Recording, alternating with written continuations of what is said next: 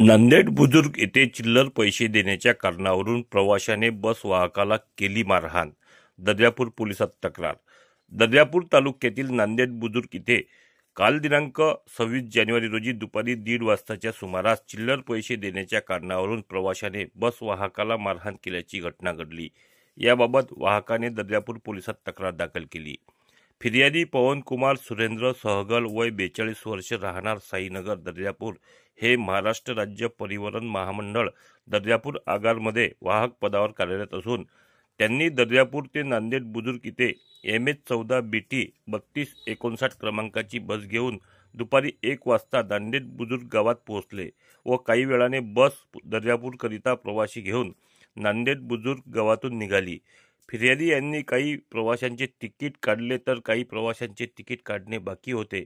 वाहक हे तिकीट देत असताना नांदेड बुजुर्ग गावातील एका प्रवाशाने फिर्यादीला नांदेड बुजुर्ग ते आमला गावाकरिता 2 तिकीट मागितले असता त्याला फिर्यादी यांनी 2 तिकीट दिल्या आणि त्याला तिकीटचे पैसे मागितले असता त्याने वाहकाला 30 रुपये नगदी दिले।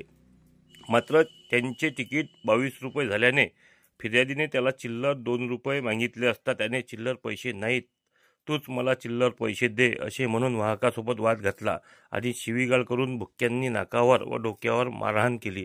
त्यामुळे फिर्यादी यांच्या नाकातून रक्त निघाले आणि ते चक्कर येऊन बसमध्ये खाली पडले। तसेच हातातील तिकीटाचे पैसे सुद्धा खाली पडले। वाद सुरू असताना चालकाने बस थांबवली, मात्र मारहाण करणारा प्रवासी हा बसमधून पळून गेला। ज्या प्रवाशाने मारहाण केली त्याचे नाव दानिश उमीद खा पठाण राहणार नांदेड बुजुर्ग असे असल्याचे समजले।